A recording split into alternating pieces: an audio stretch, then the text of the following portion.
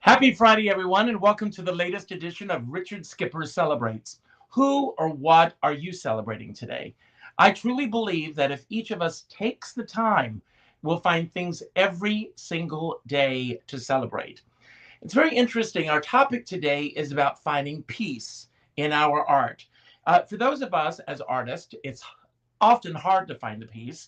Not once we get the job, then the rest of our time is spent trying to get an audience.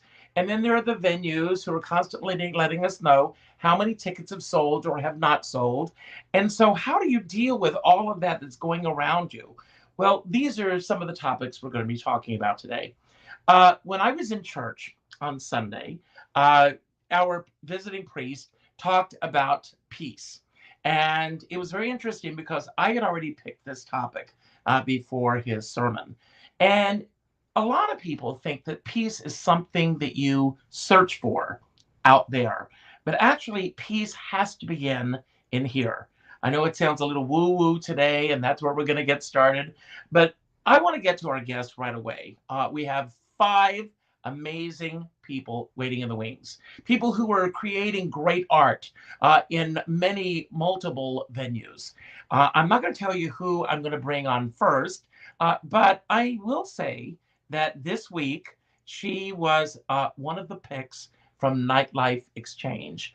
She knows who she is. Here it is. 9:17 and 10:20. Singer Deborah Stone returns to Don't Tell Mama with guitar in hand for an encore performance of her wonderful show, String Theory. I saw the last performance of the show at Green Room 42 a few months back, and all the strings were humming as this incredible cast of musicians assembled by Miss Stone, including Daryl Kojak on piano, Tom Hubbard on bass, and Sean Harkness on guitar, created that most magical moment in musical collaboration, the jam. Directed by Lena Katrakis, this is a perfect show, and Miss Stone serves as its gracious host, sharing the music with us.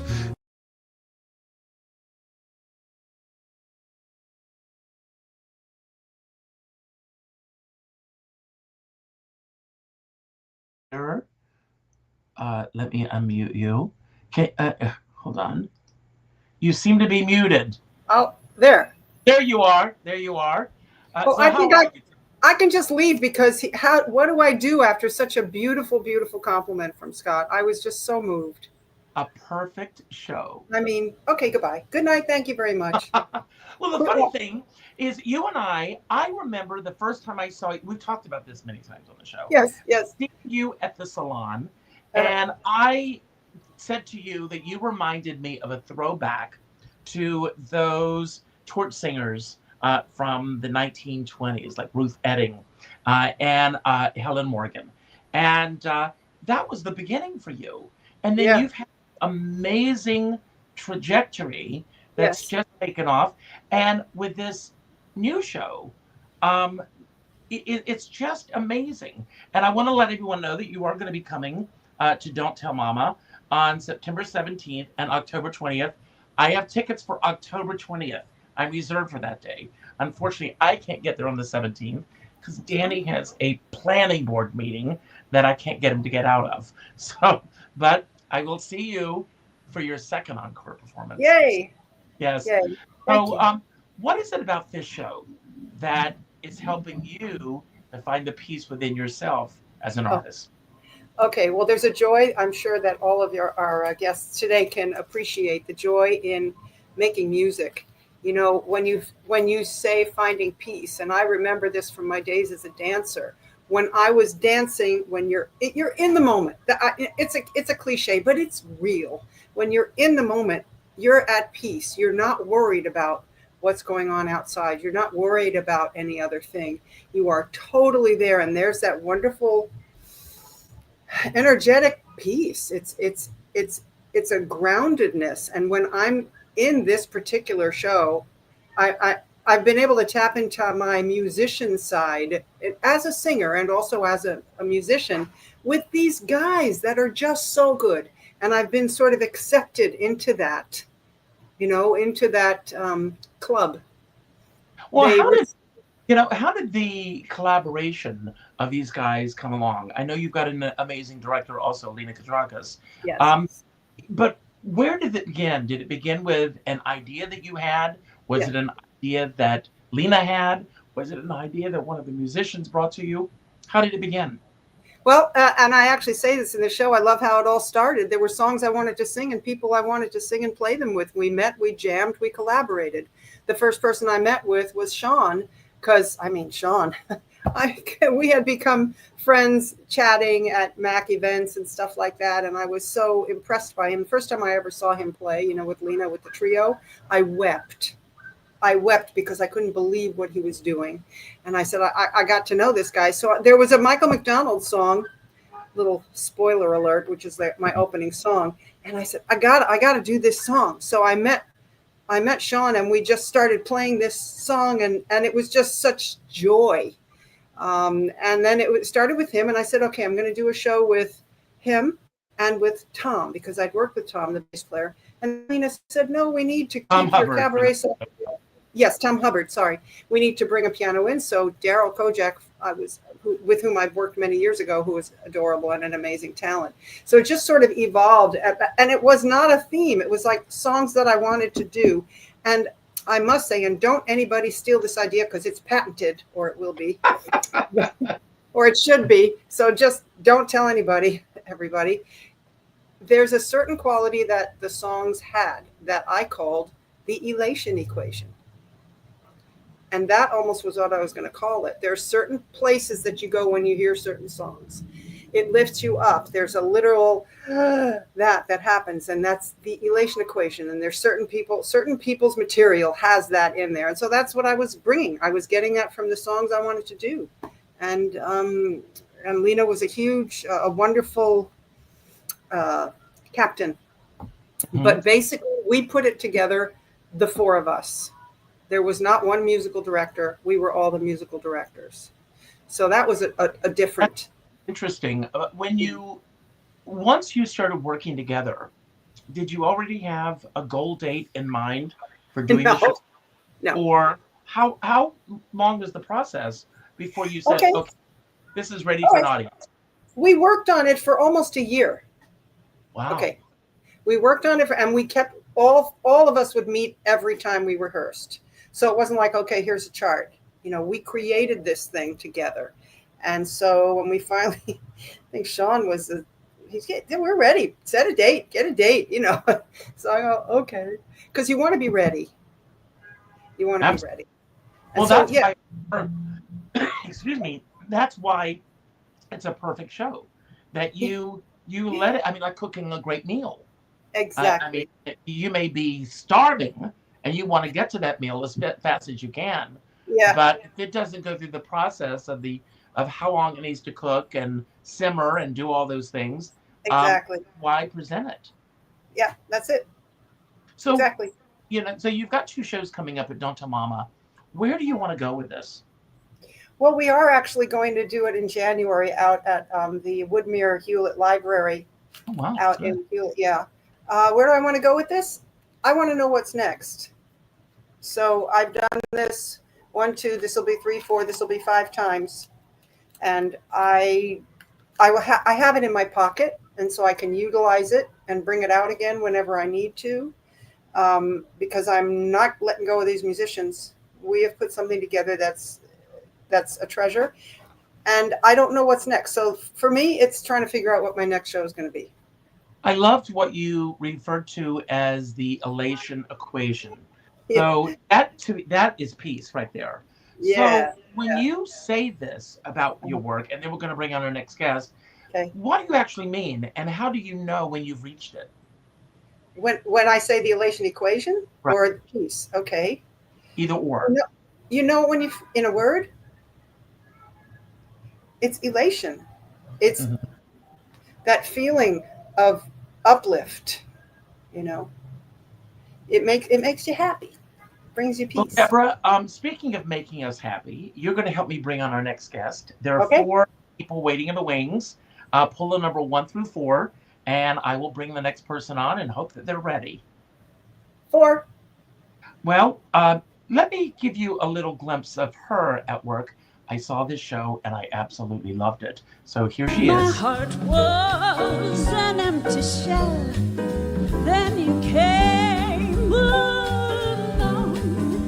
Now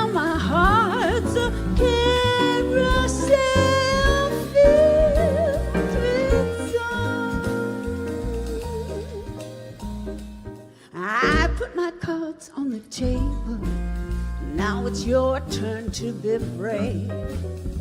I'll hold on long as I'm able, but it's so hard to behave. I know all of you were holding your breath wondering, is she gonna find shoes to match that pink skirt? Your lips were like a red and ruby chalice, warmer than the sun last night. Well, hello, Rosemary Lore. Oh, I saw that show. I absolutely loved that show. And so, Rosemary, I want to begin by saying, who and what are you celebrating today? And you can talk about anything that we just spoke about, or you can take us in a completely different direction. It's all yours. I want to say one thing about Deborah's share. It was so spot on about your discovery, and it took you a year, and it could have taken you a month, but you took the time. And that's what I'm just giving you a kudos here. That's what showed in your show. And we are here as artists, I believe, on this earth to inspire people, to let them forget about their worries, to appreciate the kindness in the world. And that's what you just shared with your collaboration process. And I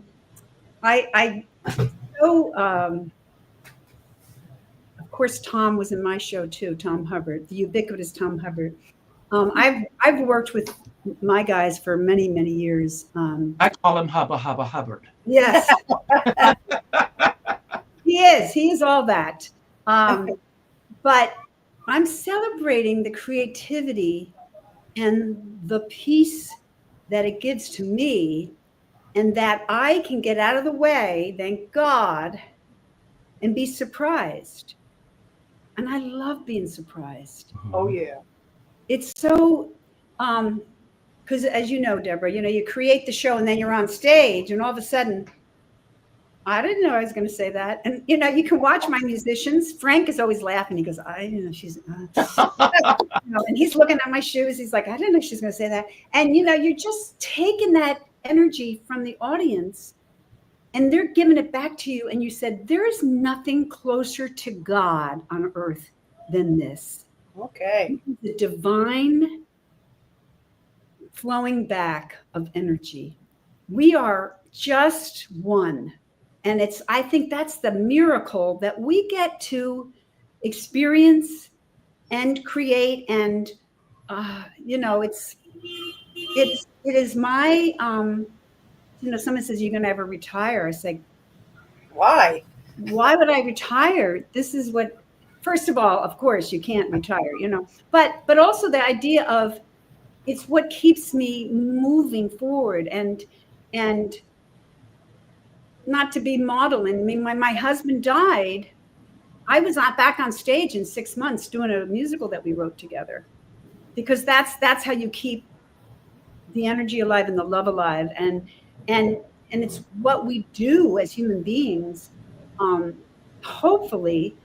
And you get into that cabaret room or the theater or whatever, or the library. I do the libraries too, Deborah, right? And these people are like, sometimes I love it when they don't know who you are, right? Because when you get them. Yeah. Oh, yeah. That's right. Because, right, Richard, this, and you're like, oh, yeah, these aren't my friends. They don't know me. And by the end, you're like, oh, yeah. Yeah. They opened up their hearts. I opened up my hearts. And we had this beautiful moment of sharing our souls. Yeah. Mm-hmm. And there's no separation. We are one. We are one. There's no, right? And there's peace, and we are one. And it's a moving meditation. And when I watch my videos, I always laugh. I'm laughing at them. I'm going, oh my God, that was funny. I didn't know I said that. Or, wow, that's so, I listen to the solos that my fellas do, and then you go, and from there, you're inspired to whatever, and you just go, oh yeah, this is all of us and the audience. And we are so blessed we get to do it. Right? Right, That's Richard? absolutely right. Well, I want to ask you, and then we're going to bring on our next guest. If you Yes. tell us about a moment that you were on stage or in a rehearsal, Right. and calm changed the entire outcome, and what made that shift happen for you? And calm change the, what do you mean by that? That there was a nervousness about something you were doing. Perhaps you have that, maybe you don't. But that there was chaos around you. Before you get on stage, you mean? Before I got Whether on? it's in the rehearsal studio or whether it be on stage. Well, That moment where everything shifts from, oh my God, to, oh my God. right. I think it happens a lot. I'm always very nervous before I go on stage, and I thank my nerves. I'm very happy that I'm nervous because that's when you're most alive. And I think it's, for me, you get on stage, and for that first song, you just have to know that you're going to be nervous, and I'm probably going to make a mistake with the lyric or something. And then you feel the audience embracing you. Yeah. And all of a sudden it's like, oh yeah, That's great. it. That's it. That's Because they're there to love you. Mm. They're there to get away. They, you know, and you never, this is my always say, you never make an audience take care of you. You make a mistake with the lyric, who cares? You're in the wrong place. I'm in the wrong place sometimes. Frank's just like, oh, okay, we're going to do this. Or the drums, you know, and I'll just go, and the drummer's just like, oh, and you're like, everybody's just so bling.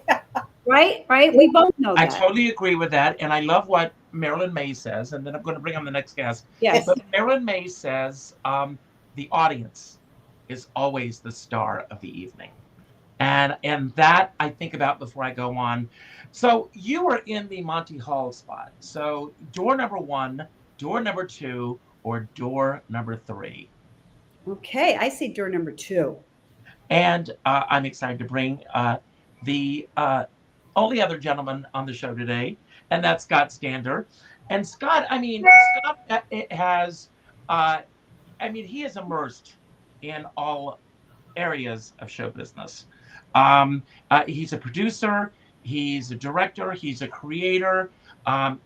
He was married to the incredible Rita McKenzie, who I loved so much. How wonderful that you got to be with her 24/7, Scott. Just love her so much. But Scott, I've never asked you this question. How did it start for you? I mean, did you come from a performing background yourself? Yeah, actually. 1977, Oliver, Miami Beach High, Jay Jensen. And I was an orphan. And then went on to work for Jan McArt. Yeah. The Royal Palm Dinner Theater. And I was started in her children's theater. And then I got my equity candidate program. And I did Pirates of Penzance and the Royal Family. And then she took the tour on the road, and I was so upset that I couldn't go on the road. And then I did other shows and then hung around her office, and I became an assistant, and I just learned everything there was about theater. And I thought, oh, there's so much more than just performing. And I just fell in love with all the other things that came out of it. And so I ended up running her theater in Key West, and I was scouting for shows in New York, and Rita's show was playing in New York with Stanley Brechner. And I had called Jan. I said, can we bring this show down there? She goes, oh, I know Rita. Sure, why not? So that's how it started. So she was at first an employee, and then after the show closed, we got together, and 35 years later, we made a lot of magic together. Amazing. So amazing. But you have such a pristine reputation in this business. Seriously, you can roll your eyes if you want to, but I have never heard anyone say a negative thing about you. And in this business, that's a huge accomplishment. Mm-hmm. And you have so many people who love working with you. You obviously love the artists that you're working with. What do you feel are the largest or the biggest challenges that you're facing today Deborah, Rosemary, myself, Lucille, Marnie, we're on the other side of the footlights. But what are the challenges that you're dealing with on a regular basis that we may not even know about? Unfortunately, or fortunately, the biggest thing since pandemic has been more theaters and producers are more concerned about the bottom line. And that's really so hard and tough, because I've had so many people that I love that I want to work with, but they go into a venue and they can't bring in the ticket sales, or it's hard. Welcome to our world. Hello. It's the toughest part of everything. But then again, there's less people working on newspapers. There's less writers. There's more podcasts. There's more social media. So it's a whole nother way of getting the word out there. So that's the new world, unfortunately. But it's interesting that you say this, because one of the venues that I performed in, they will write to me, I've got a venue that I'm going to be performing at in 6 months. And he's reached out to me to tell me that no tickets have sold yet. Well, with what's going on in the world and not people knowing if they're going to have money next month or next week, I think people are it's harder to put out a ticket unless it's if it's a Gaga or something that's extraordinary that, they're going to have to get that ticket. But I think people are waiting. I think people are holding off a little bit on deciding what they're going to do that week. But I'm going to say something. But the nerve of the venue to send him a message like that 6 months ahead of time. We do not need the stress. We do not need that. Right? Right. They should do their job. They should do their job. Make sure it's out there. Really. Well, he wasn't doing it, I don't think, as a chastisement. I really don't believe that. They shouldn't do it. Yes. But we all do the best job we can.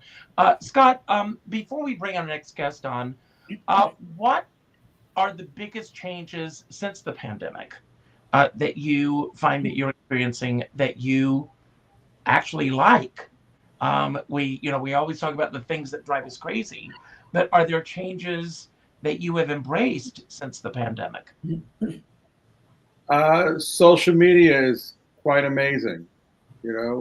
We on your Apple phone, all of a sudden you're seeing a video of somebody. I just was at an event last night for Alan Bergman, and there was a wonderful singer there named Shalaya, one word artist, and she closed the show. And I remember seeing her because evidently you get followed by things and videos, and I saw her before, but then I saw her live last night. I was like, wow, she's amazing. So I just found this new artist, and I guess if social media didn't put it out, you would never discover. So it's not always about performing live somewhere. It's about getting the word out and getting your videos out and your promotion and good content. I do want to talk about another one of your clients, and that's Debbie Wellman, who I absolutely am crazy about. Deborah, Rosemary, if you don't know her, look her up. She's just not only an amazing artist, she's an amazing entertainer. But you put together, she's an internet sensation, the truest sense of the word. You put together a tour for her. We're going back a couple of years ago. And I'm bringing this up because of the topic of our show today. She's ready to fly here. And then there seems to be an issue with her Visa card. And so you have her scheduled and booked in a venue, and she doesn't even know if she's going to be able to make it to this country to do this. How did you deal with the stress of that situation? My motto is to just keep calm. Nothing is worth having a heart attack over. Yeah. We're not curing cancer.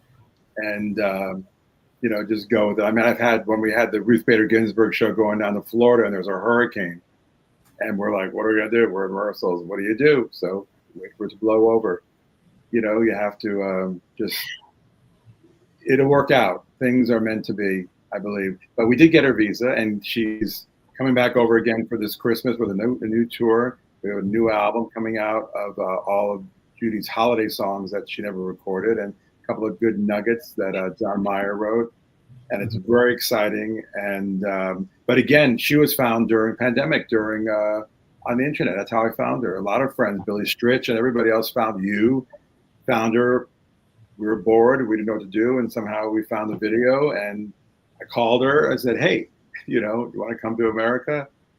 Of course, I put her through the ringer to make sure she can sustain a show. I called Michael Orland. Let's bring her to Catalina and see if she can have that Judy voice and do a whole evening of it. And she was brilliant. And I will say this. I saw her in Provincetown. Thank you. And I think, if I remember correctly, 12 standing ovations that night. It was just amazing. Yeah. Well, we're going to bring on our next guest. So, Scott, it's up to you. Door number 1 or door number 2? Oh, definitely number 1. Now, there aren't too many people I can say this about. But this is one person that I would love to be under the covers with. And and that's my dear friend, Marnie Clark. She has 3 shows coming up celebrating Bobby Gentry, Carly Simon, The Carpenters. She is just an amazing talent. And I am going to be able to make at least, according to my schedule right now, 2 of those shows. So I can't wait. But Marnie, welcome to the show. And you can, again, talk about anything that we've talked about, or you can take us in a completely different direction. It's up to you. Wow. Thank you so much. I have goosebumps, but I have goosebumps not just from that wonderful introduction. Thank you. But just from this panel so far. I mean, these people are just incredible talents, yourself included, Richard. And, I get goosebumps. The fact that some of my idols growing up are now my friends, and the talent that I'm surrounded with, and the hearts, like the huge hearts that these people have. I pinch myself and I'm just so grateful to know you all. Scott, we just met, but I look forward to hopefully knowing you too. But it's just my honor to be here. So thank you for having me. And by the way, happy birthday. Thank you very much. Is today the actual birthday? No, September 3rd. Okay. Just passed. So, but I know you're celebrating this weekend. Yes. So, what is it about the art of cabaret? I mean, you have an amazing director. Let's give a shout out to Tanya Moberly. Yes. What I love about Tanya is that she is constantly reinventing the way that songs are interpreted, the way they're presented. And I can't think of a better director for you than Tanya Moberly because of the work that you do. Yes.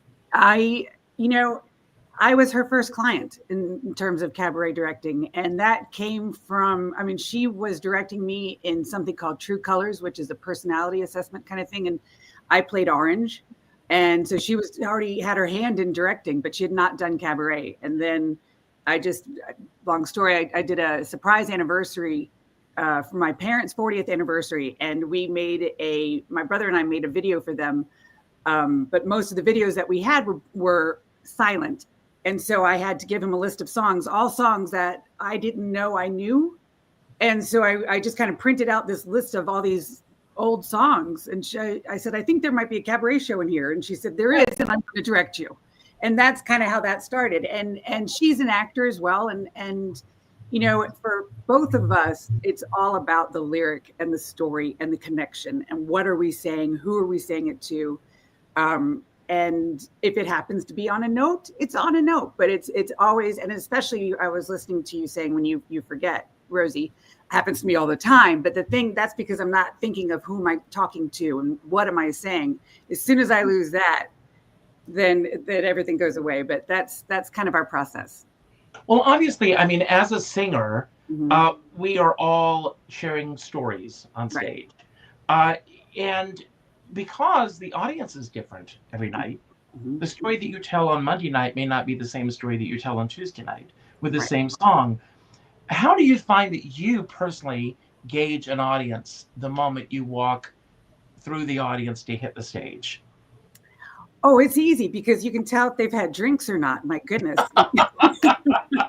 If they're falling out of their seats, it's a quiet audience. So you don't know, as you said earlier, they are there to love you and support you. So it's not like they're going to be throwing tomatoes at you, but you could just tell who's going to be rambunctious and who isn't. And I too get extremely nervous, and I'm a perfectionist. So it's hard to go in there and then be so focused on the audience, you have to think back to the acting skills of what is it that I want to say, what is it that I want to do. I want to entertain, and this is the story I'm saying. Whether it's about a person's life, or whether it's you create a whole show that has a theme, which is the beautiful art of cabaret, I think. But it's in terms of cabaret, for me, it is most satisfying art form, just because I get to have my creativity involved. I think I just got off topic there. Sorry, but no, that's quite all right. I want to ask about the reset button, and that's resetting from absolute nerves to being able to relax into what's happening. Does that happen for you in the dressing room, or does that happen for you once you hit the stage? It happens in stages, actually. I have a breathing technique that I use, that I start off the morning with, and then I'll use it as I'm going to the theater, and then I'll use it in the dressing room after I'm just done up and ready to go. And then as I'm walking to the stage, I'll try to just keep on breathing. And then when I hit the stage, let's go, time to go. Wow. Yeah. Well, I'm going to bring on our next guest, and I have seen this show, and I just absolutely love it. First of all, if you're a Beatles fan, and who isn't a Beatles fan, you love this show. I was debating on whether I should show your clip before we sat down to talk, or at the end of the show. I'm going to do it at the end of the show because it's such a fun song. It's a song that we all love, so everybody stick around for this clip. So welcome to the show, Lucille. And again, anything that we talked about that you want to build upon, or your own thoughts about anything? Sure. Well, it's appropriate that, first of all, thank you so much. What I'm celebrating today is your having included me with this wonderful group of humans. So thank you for that. But it's appropriate to leave it to the end, since it's actually, I'll give it away, the closing number of the show. So that's good. Oh, wonderful. But as I'm listening to everyone speak, what keeps coming to mind for me is, and of course that was in your subject that you gave us, around creativity, right? Mm-hmm. And for someone, I think a lot of other artists are like this, but you let me know if I'm the only one. But, I often doubt my own creativity. And so what started me thinking about this was listening to Deborah talk about her process, and each of you building on it. But I was thinking about how the team in the room, director, your music director, whatever, it's like, I like to think about the creativity is in the space between us, right? It's in that exchange, it's in the back and forth, and in our adding to and changing each other's ideas, et cetera. And as much as I love doing shows and being on stage, I have to say, although in the scheme of things, that's a relatively short period of time, given the amount of time you're spending developing, working, rehearsing, et cetera, that those moments of generating and bouncing off other people's ideas and feelings and thoughts I think that's where creativity lives. Well, Liza Minnelli said, as much as she loved being in front of an audience, and she said there's nothing like it, the real magic happens in the rehearsal process. Absolutely. That's where the ideas start bouncing around. Absolutely. That's where everything starts coming together. For you, what is your collaboration process like?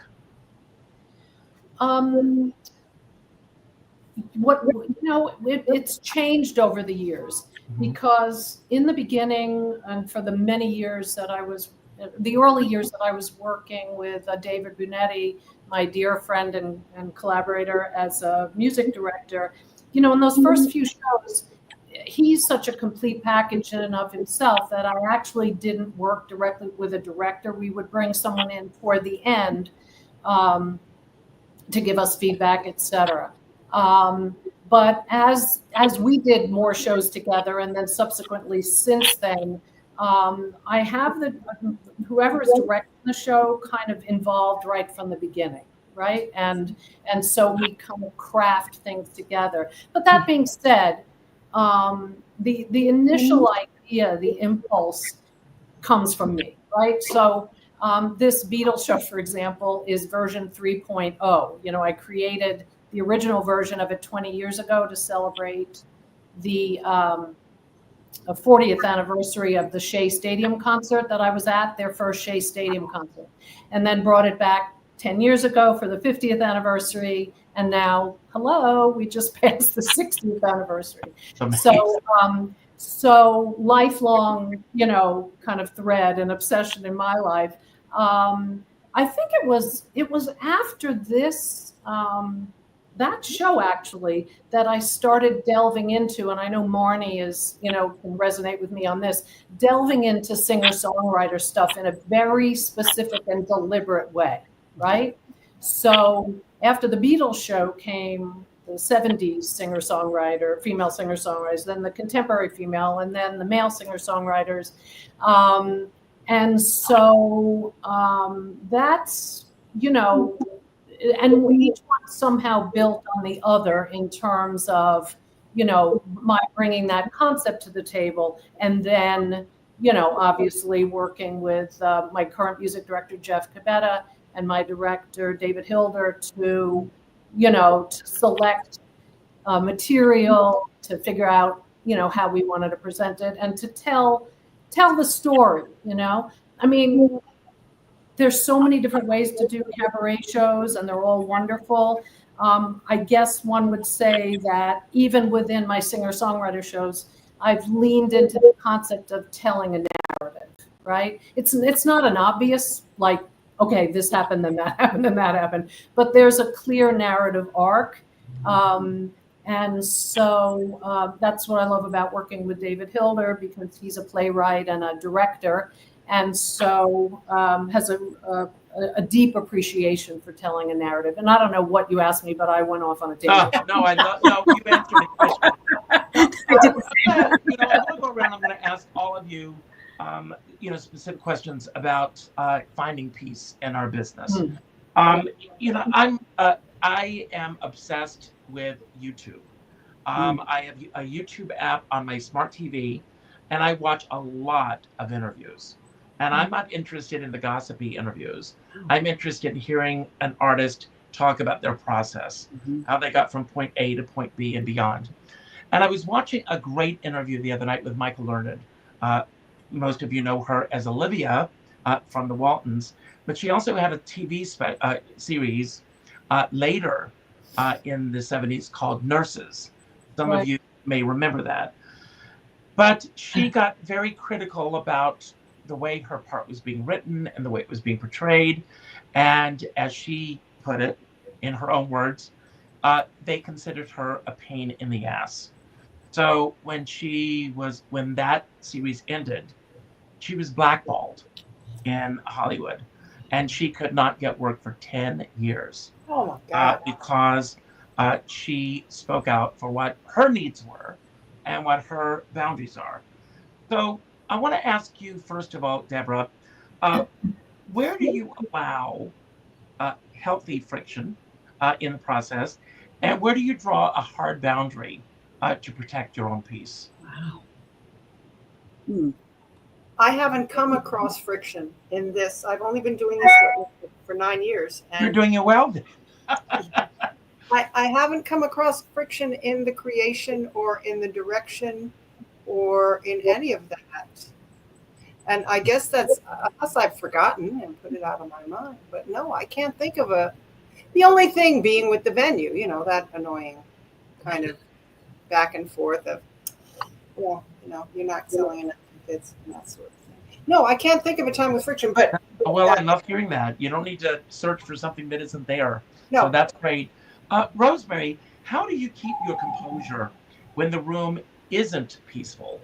And what I mean by that, phones come out, distractions, or sometimes it happens through no fault of yours. It's just a restless audience for whatever the reasons are. How do you bring that all together? Well, because I sing in different venues, and like I said, I sing in libraries where people are falling asleep. They're getting up, they're going to the bathroom. Sometimes babies are crying. I just keep getting deeper into the lyric, and because I know that that's going to save everything and get deeper into the music. I don't think I've ever directly talked to an audience that was restless, like, hello, I'm up here. Because I think that makes, I think that might make the audience, I've never been heckled, right? So maybe if I was heckled, I might say, hey, you know, whatever, I might make a joke. Yeah, I'm pretty fast on my feet, pretty quick on my feet. So, but I find that if I just keep performing and keep getting deeper into the music, that's the way to deal with it. You know, I don't know. I've never had a problem like Deborah. Like I can't remember. I mean, years ago, I had pianists who would say, "This is how you do it." I'm like, "Oh no, no." I'm going to use the pianist who doesn't try to mansplain. Wow. And now I work with somebody who completely respects me, and you know, we're just creating it together. But I think that no, I don't think I've had friction, and even with the venue, I've had maybe disrespect, but not absolute friction. So yeah, I've been blessed. I think it was just at the beginning of when I performed, having the musicians not respect me. So I learned how to deal with that. I mean, I was singing at the Kettle of Fish in the Village. Does anybody know that place? It was a big old place. Bob Dylan, everybody performed there. A brick came through the window. And I said, I guess they didn't like that selection.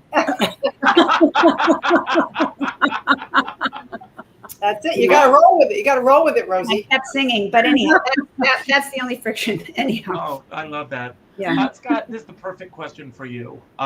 Money, time, approval can all rattle our spirits. Which pressure tests your peace the most? And what practice do you have that counters that? What was the first part? Money, time, and approval can all rattle the spirit. Which pressure tests your peace the most? And what practice counters that for you? What pleasure? The peace is probably the end result, and seeing people happy, content, and seeing what you've done. You know, the applause or the standing ovation or the filled house or somebody saying it touched them or changed them. That's everything. So that's peace for me. Well, I have a question for you because you deal with a lot of celebrities. And I was watching last week, some of you may know this, Lady Gaga had to cancel a performance in Las Vegas. She has fibromyalgia, which she talks about. And it had consumed her so much to where she was concerned about sustaining her voice through the show. So she wisely for her canceled the show. And I saw this guy speak, and he said, well, I spent $1,000 for the tickets. I flew to Las Vegas. I had a hotel room, and she's not going on tonight, but I still love her. And have you had a situation where the star of a show got sick and didn't go on? And how do you appeal to the audience in a situation like that? Because the audience, I think that a lot of people, just last week at the closing night of Gypsy, a fan followed Audra McDonald home because some fans don't know how to put that wall between the reality of we're all human beings. How has that ever happened? And how did you do it? Actually, I happened to be at that show. They're amazing. That was like a love fest. And Oprah and Gail were there. I personally, thank God, knock wood, that I've not had an artist cancel. I mean, I've had many great artists, and they sure could have. And I've got more shows coming up, so pray to God. But I went to see Liza in Vegas. Rita and I went to Vegas, and it was when Sinatra had passed. And Billy Stritz says she's not going on tonight. She's just been crying all day. She can't get it together. And of course, that's understandable. I just went to an event they had for Dick Van Dyke, at Malibu to raise some money for his Vanderkamp, and everybody was there. People flew in from Belgium, from London, and he did not show because he wasn't feeling good that day. But they made up for it in a very big way. They just had it at his house just recently, a tea party. He's 99 years old, going to be 100 in December. I know. He has every reason to. If he has to cancel.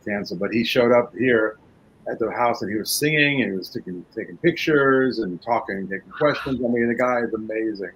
Yeah. So, I mean, you know, shit happens. You know, people have to be, you know, if Lady Gaga needs to protect her voice so she can continue her career and not screw it up, then the audience has to understand. I mean, she is going to give you 100% and then some. So I understand personally. I just hope it doesn't happen to me. But if it does, you know, refunds, do what you can do. Get an autograph, give a letter, give them something, you know, do what you can do to soften the blow. Wow. But, you know, there's the adage, the show must go on, but sometimes it just can't go on for whatever reasons. Marty, again, collaboration. Mm-hmm. Collaboration can either heal or in some cases it can harm someone. Mm-hmm. Have you ever had a situation where the collaborative process wasn't going in the way that you wanted it to go in or the way that you felt it should go in? And how did you overcome that? I have in many different areas that I've worked in, but in terms of cabaret, and it's hard for me because I don't like conflict. I don't like I don't do well with it. I get very quiet, but I got to a point that I just had to say something and share. And once I kind of outburst, which was not healthy, but once I did share exactly what my feelings were, and the way I wanted it to go, because don't forget, I am also the producer in this. So it is my show. And if you're not on board, then I will find somebody else. And it sounds mean to say, but that's just how I think about it. And you're also in the spotlight. Right. Yes.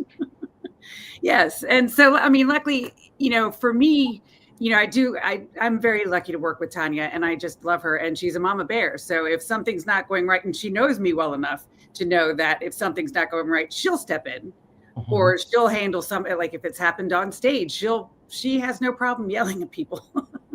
In the middle of the show. Whereas one of the other things I love about her. So, but again, and I'm grateful for her for that. But yeah, so it just takes me a while to have to deal with it, but it doesn't happen that often, thankfully. That's great. Yeah. Lucille, I want to talk to you about routine versus spontaneity. Which one gives you more peace, and how do you balance them so that the work continues to stay fluid and alive? Oh, wow.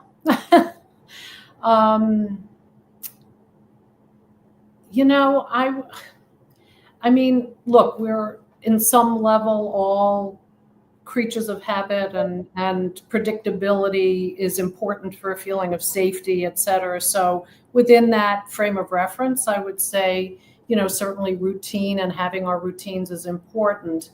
And at the same time, I love it when either I or my band members, for example, if we're on stage, have the opportunity to just react in the moment, you know, and to kind of something that happens in the audience, somebody spills a drink, or, you know, or I totally forget like the next song and skip over to the next one, and my music director has to keep like Lucille, right? You know, those are the moments that actually feel so freeing and good, because and that's where the reassurance comes in too, where you gauge. Something happened in the last show that I did in the spring, where that was the show that I forgot a song that was next and skipped over it, and then my music director pulled me back.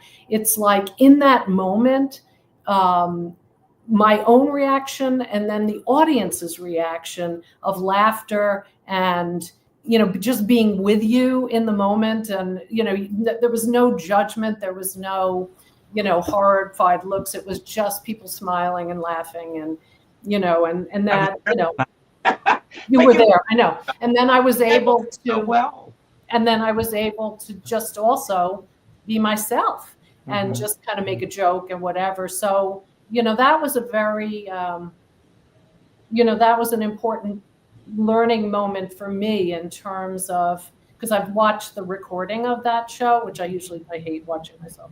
And it's like, oh, gee, like you were more yourself in that moment right after you screwed up than, maybe, hopefully not the rest of the show. But anyway. May I comment on that? Yes, Yeah, absolutely. it's not what happens, it's how you roll with it. Mm-hmm. Mm-hmm.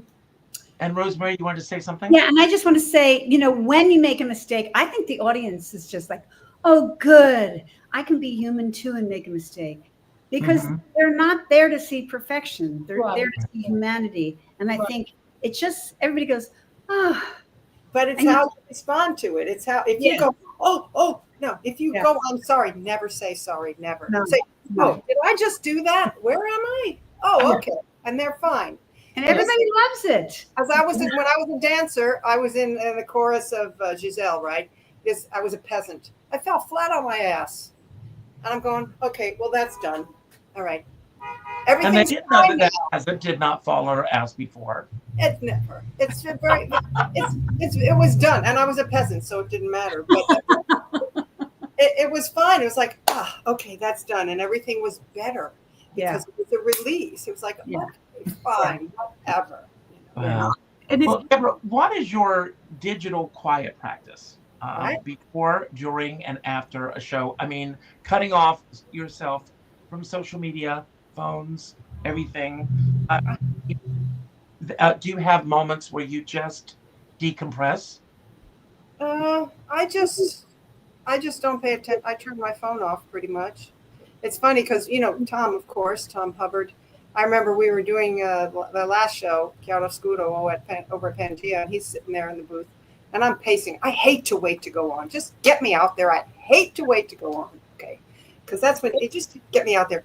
And he goes, I go, God, I'm just so I'm nervous. I wonder how this is going to go. He says, oh yeah, fear is my co-pilot. So every time I see him, it's like, okay, fear is your co-pilot, and he can play anything with anybody.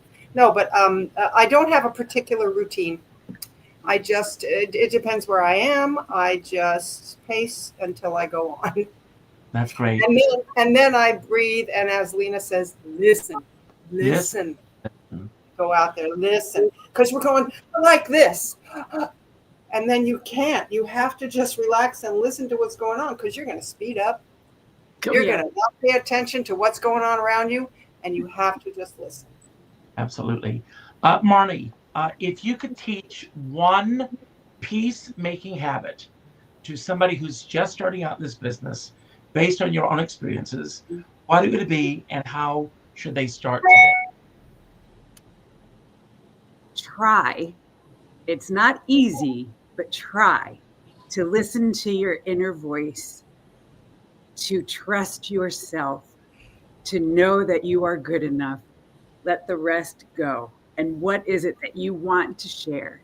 And let your gifts shine. Great. Scott, same question. She answered it beautifully. I can make it better. Thank you. Same thing. Anyone else want to weigh in on that? Yeah, I've gotten to the point where I remind myself going out that I did all the hard work and now it's time to have fun.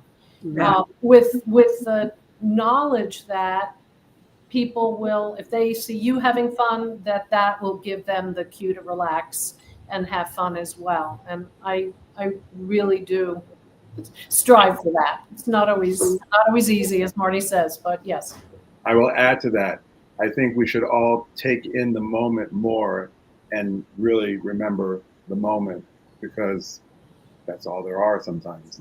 But don't forget the moment. Take it in. The moment. I have one more thing. One more thing. I can't keep my mouth shut.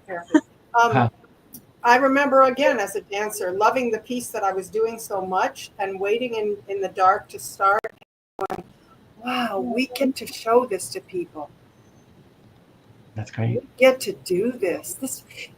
that's a good feeling to have before you. That's how I feel about doing these 2 days. I'm going, I get to do this again. I love this. That's great. Yeah. Well, I want to thank you all for being here today. I know time is precious, and the fact that you said yes to me means a lot. I'm going to give each of you a chance to have your final word today. It could be about anything that we spoke about that you want to build upon, anything we didn't talk about that you wish we had, or just any final message you want to leave everyone with today. I like to think of these shows as a poo-poo platter.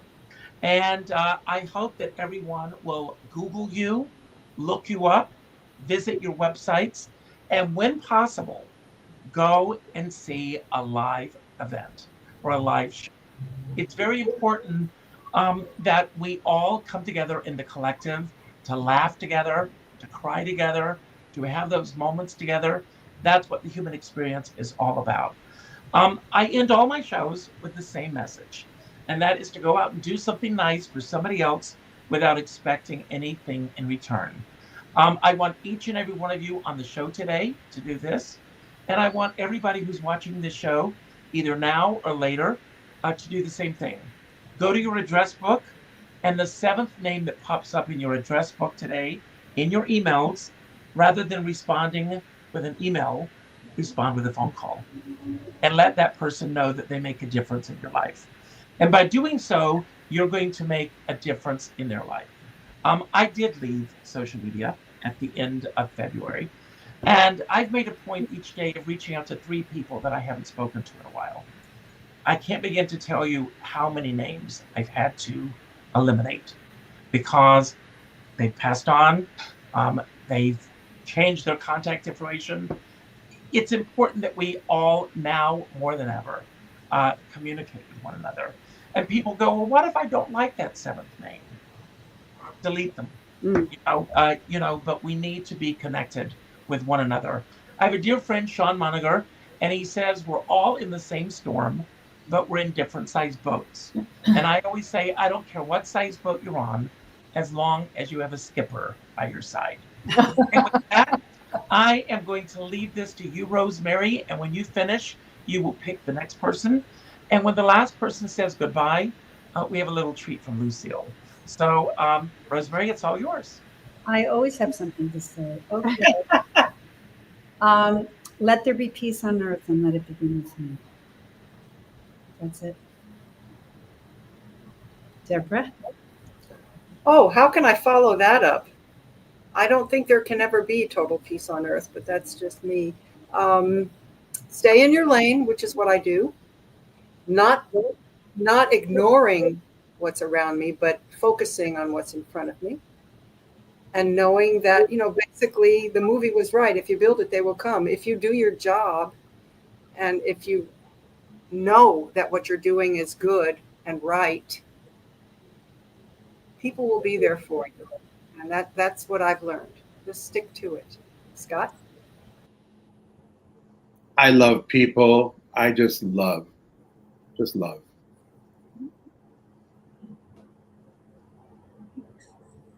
Marty. Well, thanks. I'm awake now. On top of what everybody else has said, I mean, it's all just so beautiful. I cherish the moments, as Scott said before, not just I'm on stage, but of these moments, of every moment possible. Just try to be in it, be present. Remember, you are loved. You are loved. And God bless. And grateful. Gratitude gets you everywhere. Lucille. Thank you, Marnie.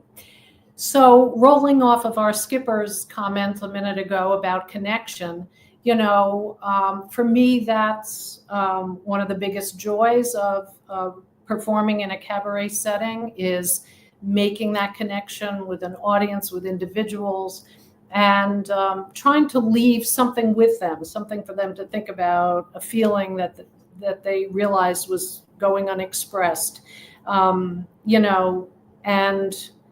just being able to share that and to make that connection with people. That's what's important.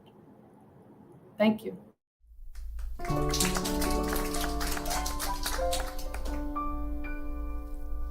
It was almost 60 years ago today that I saw the Beatles out at Shea. They've been going in and out of style, but they're guaranteed to raise a smile. I'm so glad I got to sing for you some songs I've loved for all these years. I don't really want to stop the show, but I thought you might like to know this singer's gonna sing a song, and I'd like you all to sing along. So may I introduce to you the act you've known for all these years, Sgt. Pepper's Lonely Hearts Club Band. It's wonderful to be here, it's certainly a thrill. You're such a lovely audience, we'd like to take you home with us, we'd love to take you home. We're Sgt. Pepper's Lonely Hearts Club Band. We hope you have enjoyed the show. Sgt. Pepper's Lonely Hearts Club Band. We're sorry, but it's time to go. Sgt. Pepper's lonely, Sgt. Pepper's lonely, Sgt. Pepper's Lonely Hearts Club Band. We're Sgt. Pepper's Lonely Hearts Club Band. We'd like to thank you once again. Sgt. Pepper's one and only Lonely Hearts Club Band. We're getting pretty near the end. Sgt. Pepper's lonely, Sgt. Pepper's lonely, Sgt. Pepper's Lonely Hearts Club Band. We're Sgt. Pepper's Lonely